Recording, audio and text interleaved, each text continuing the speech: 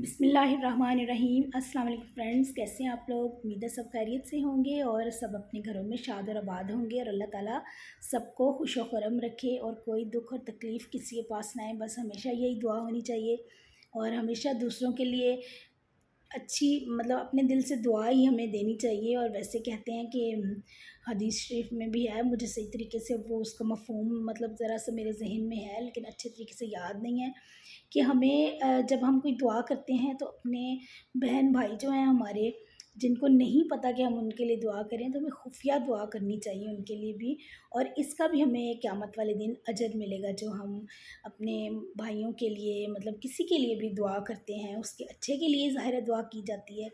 तो इसलिए दुआ करते रहा करें क्योंकि इससे हमारा ना तो पैसा लगता है और ना हमारा कुछ जाता है और हम दूसरों को अच्छी दुआ दे रहे होते हैं। और सुबह-सुबह जब भी मैं उठती हूँ तो मैं सोच रही होती हूँ कि मैं आज जो मतलब हम सारा दिन में कुछ ना कुछ ऐसा कर जाते हैं, हमारे मुँह से कोई गलत अल्फ़ाज़ निकल जाते हैं या जो है हम दूसरों के बारे में गलत सोच लेते हैं क्योंकि ये शैतान है ना हमारे अंदर और एक दिल है इंसान का, वो कहीं भी हम मतलब भटक जाते हैं।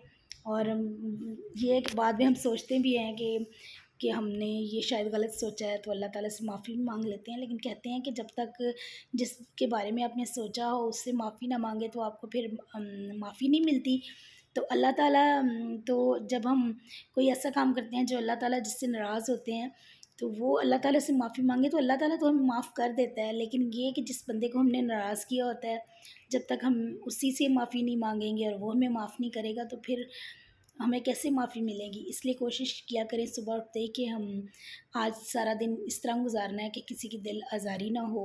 और बाज़ औक़ात ऐसे होता है कि हमारी अपनी दिल आज़ारी भी हो रही होती है, लेकिन कोशिश करें कि ज़्यादातर हम इन चीज़ों को इग्नोर करें क्योंकि अगर हमने अच्छी ज़िंदगी गुज़ारनी है और अपने आप को टेंशन नहीं देनी, रिलैक्स रहना है तो इन चीज़ों को थोड़ा इग्नोर करना पड़ेगा। ये हर इंसान के साथ होता है, मेरे साथ भी बहुत परेशानियाँ रही हैं। अल्लाह का शुक्र है अल्हम्दुलिल्लाह कि हर हाल में कहते हैं कि अल्लाह को बस याद करना चाहिए। और मैं कुछ ऐसी मेरे साथ तो परेशानियाँ रही हैं कि बस मैं बयान नहीं कर सकती। लेकिन ये बात है कि परेशान मैं बहुत होती थी, ये नहीं कि नहीं होती थी, लेकिन बाद में ये सोचती थी कि ये भी अल्लाह ताला की कोई बेहतरी होगी। और क्योंकि जिन चीज़ों का हमें पता नहीं होता, अल्लाह को तो पता होता है, तो इस वजह से वो पता नहीं ज़हन एक थोड़ा रिलैक्स भी रहता था। और इससे ये भी कुछ नुकसान होता है कि देखने वाले समझ रहे होते हैं कि जब हमारे पास ऊपर कोई बहुत परेशानी बड़ी आती है, तो वो लोग ये सोच रहे होते हैं कि ये बंदा लापरवाह है, इसको तो कोई फ़िक्र ही नहीं है। तो ऐसा नहीं होता। हर इंसान जो होता है ना अंदर से बच्चा ही होता है और दुख-सुख सबके साथ होते हैं और सबकी फीलिंग्स होती हैं। लेकिन ये जब हम अपने अल्लाह पे भरोसा कर लेते हैं तो हमारी ये मुश्किल जो है अल्लाह पाक आसान कर देता है। और शुक्र अल्लाह पाक का कि कहते हैं कि जब मुश्किल के बाद आसानी है, अगर इंसान के ऊपर बुरा वक़्त होता है तो वो भी नहीं रहता। बस ये है कि हमें थोड़ा सब्र से मुकाबला करना पड़ता है। और बाज़ औक़ात हमारा सब्र जो है वो भी हम किसी जगह पे जाके डगमगा जाते हैं और कहते हैं कि बस अब इससे ज़्यादा सब्र हमने नहीं करना। तो मतलब कभी-कभार ज़िंदगी में ऐसे मौके आ जाते हैं कि हम डोल जाते हैं उस चीज़ से, लेकिन फिर भी अल्लाह ताला फिर हिम्मत दे देता है, फिर हम तैयार हो जाते हैं नई चीज़ों को फ़ेस करने के लिए। तो बस अल्लाह ताला से यही दुआ है कि अल्लाह पाक किसी को परेशानी कोई ना दे और सबकी मुश्किलें आसान करें। और मेरे आपको मैंने बताया था हस्बैंड जो हैं वो उनको 10 साल हो गए हैं बाहर गए हुए और अभी तक वो नहीं आए और बच्चे भी मेरे छोटे से बड़े हो गए हैं। बस इस तरह की ज़िंदगी में मुश्किलात आती रहती हैं, तो बस अल्लाह पाक के भरोसे पे इंसान को चलना पड़ता है। और अल्लाह का भरोसा हो तो हमें एक हिम्मत आ जाती है।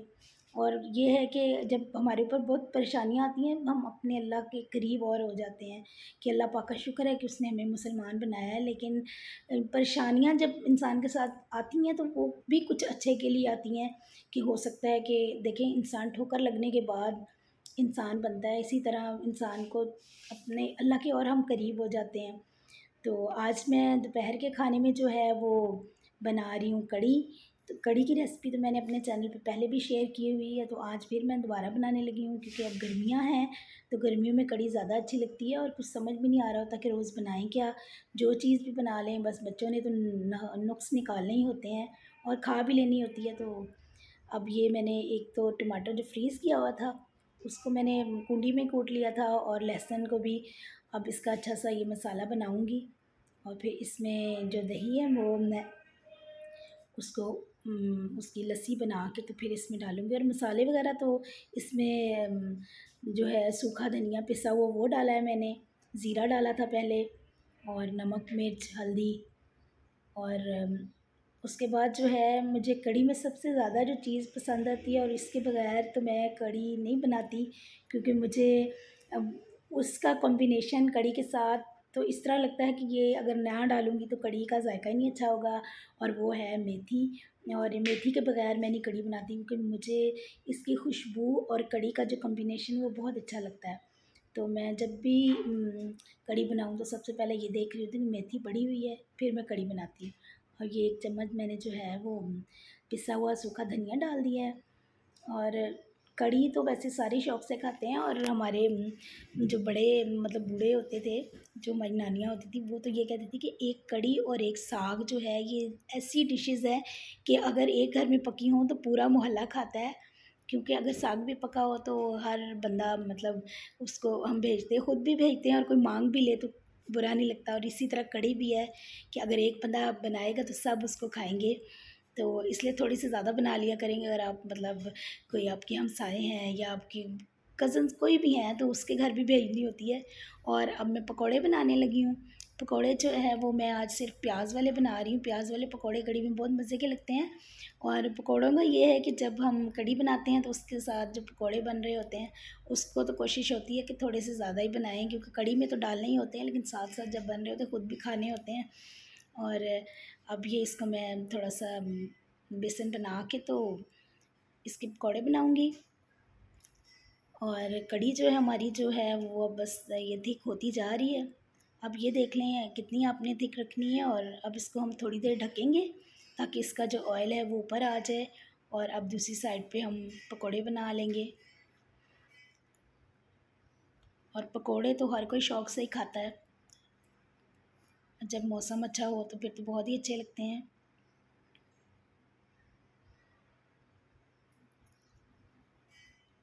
और ये जो पकौड़े हैं इनकी मैं आपको वैसे सबको ही पता होगा, ये कोई नई ऐसी चीज़ तो नहीं मैं बता रही। तो कढ़ी में डालने के बाद जो पकौड़े हैं वो उनकी थोड़ी-सी मैं पकौड़े की चाट बना लेती हूँ, वो भी मुझे बहुत पसंद है। तो आप भी ये मतलब ट्राई करके देखिएगा, दही वगैरह ऊपर डाल के, क्योंकि ये जिन लोगों को चटपटा ज़रा खाने का शौक़ होता है, और मुझे दही बड़े बहुत पसंद होते थे। मैं हमेशा शादी से पहले भी अपनी अम्मी से मैंने हमारे घर के करीब मंगल बाज़ार लगता था तो सब्ज़ी लेने जाती तो अम्मी से मेरी फ़रमाइश होती थी दही बड़े ला दे, तो मैं बहुत शौक़ से खाती थी। तो वही ना, जिन लोगों को चटपटा पसंद है तो वो हर चीज़ में ऐसे ही ढूँढते हैं। तो ये मैंने पकौड़े इसलिए ज़्यादा थोड़े से बना लिए थे, मैंने कहा इसकी थोड़ी-सी चाट बनाऊँगी, बाकी मैं कढ़ी में डाल दूँगी। और कढ़ी में भी जो पकौड़े हैं वो जब नरम हो जाते हैं, तो जब तक कढ़ी में पकौड़ा ना हो तो मज़ा नहीं आता। और बहुत सारे लोगों को मैंने देखा है कि वो पकौड़े जो होते हैं कढ़ी में शामिल नहीं करते, बना के साइड पे रख लेते हैं, और जब कढ़ी वो खाने लगते हैं तो जो उनके पकौड़े पड़े हुए होते हैं तब वो तोड़ के बीच में डालते हैं। ये भी एक अच्छा तरीका है कि वो क्रंच रहता है, जिन लोगों को अच्छा लगता है तो वो फिर ऐसे क्रंच आ जाता है पकौड़ों का। और आखिर में इसके ऊपर थोड़ी-सी फिर और मैंने मेथी डाली है। और अब ये देखिए मैं इसकी चाट बनाऊँगी पकौड़ों की। और इसमें तो बस ये है कि पकौड़े तोड़ के आप डाल लें, और इसके ऊपर आप जो भी आपका दिल करे टमाटर डालें, प्याज डालें, खीरा डालें, और चाट मसाला डालें, दही डालें, इस पे मीठी चटनी डालें। तो ये दही थिक होना चाहिए, और ज़्यादा ठंडा भी हो और ज़्यादा सारा दही हो, तो बहुत ही मज़े की ये चाट बनती है। आप लोग भी ज़रूर ट्राई कीजिएगा और मुझे बताइएगा कि आपको ये मेरी जो कढ़ी की रेसिपी है ये कैसी लगी, और जो मैंने नाश्ता बनाया वो आपको कैसा लगा है। और कढ़ी को देख के तो वैसे भी मुँह में पानी आ जाता है, क्योंकि कढ़ी बना के तो फिर बाद में हमने थोड़ी सी तो चम्मच के साथ भी खानी होती है। तो आप लोग मुझे ज़रूर कमेंट कीजिएगा। और अब दोपहर का टाइम हो गया तो फिर अब कढ़ी के साथ ही रोटी खाएंगे। बच्चे तो बस जैसे ही दस्तरखान पे बैठते हैं तो उनका बस यही सवाल होता है कि अब आपने रोज़ ही कढ़ी बना ली है, आप ना प्लीज़ कढ़ी बनाना। तो भई रोज़ तो कोई भी नहीं बनाता, कोई चीज़ खाई भी नहीं जाती, लेकिन बस बच्चों के कमेंट जो होते हैं ना वो उस वक़्त गुस्सा चढ़ा देते हैं, जब बंदा इतनी गर्मी में कोई चीज़ बना के लाए और आगे से इस तरह के कमेंट जब मिलते हैं। तो बस ये है कि उनको भी आहिस्ता आहिस्ता समझ आएगी, जैसे हमें समझ आ रही है। बस ये है कि बच्चों को हर चीज़ जो है वो प्यार मोहब्बत से समझानी पड़ती है। अगर हम उनके साथ गुस्से से बात करेंगे तो वो जैसे एक अना का मसला हो जाता है, वो बना लेंगे। इसलिए जब भी बच्चों को समझाया करें, थोड़ा प्यार मोहब्बत से समझाया करें, क्योंकि जो प्यार से कही हुई बात का असर होता है वो गुस्से वाली बात का कम ही असर होता है। और उसके बाद मेरे भाई आ गए थे, तो फिर हम लोगों ने ये कोल्ड ड्रिंक वगैरह जो है, इतनी गर्मी थी इस वजह से वो पी है। और साथ जो है वो फ्राइज़ बना लिए थे। शाम का टाइम था, ये चाय का टाइम था, लेकिन इस टाइम चाय तो अब गर्मी में पीने को दिल नहीं करता, तो इस वजह से ये कोल्ड ड्रिंक और इसके साथ फ्राइज़। और ये मैंने चॉकलेटू, वो जब जैसे पैसे बच जाते हैं जब कोई चीज़ लेके आते हैं, तो चॉकलेटू आ गया था साथ। लेकिन मैं हैरान ये हूँ कि जब हम पहले ये चॉकलेटू मंगवाते थे तो तब ये काफ़ी बड़े बिस्किट होते थे, और अब जैसे ही ये पैकेट भी छोटा हो गया है और इसमें से जब निकालो तो बिल्कुल ऐसे चुन्ने मुन्ने से ये बिस्किट हैं कि देख के बंदा हैरान होता है कि इतनी जल्दी मतलब इन्होंने इसको छोटा कर दिया है। शुरू शुरू में ये काफ़ी बड़े होते थे, और अब तो महंगाई भी इतनी ज़्यादा हो गई है कि बस बंदा हैरान ही हो सकता है। और आप लोग बताइए कि मेरा छोटा सा ये व्लॉग जो है आपको कैसा लगा। और इसमें कोई इतनी ख़ास बात तो थी नहीं, लेकिन फिर भी चले, आप कमेंट ज़रूर मुझे कीजिएगा अगर मेरी कोई मिस्टेक है, ताकि मैं उसको दूर कर लूँ। और इंशाल्लाह नेक्स्ट वीडियो लेके मैं फिर हाज़िर होंगी। तब तक के लिए अल्लाह हाफ़िज़।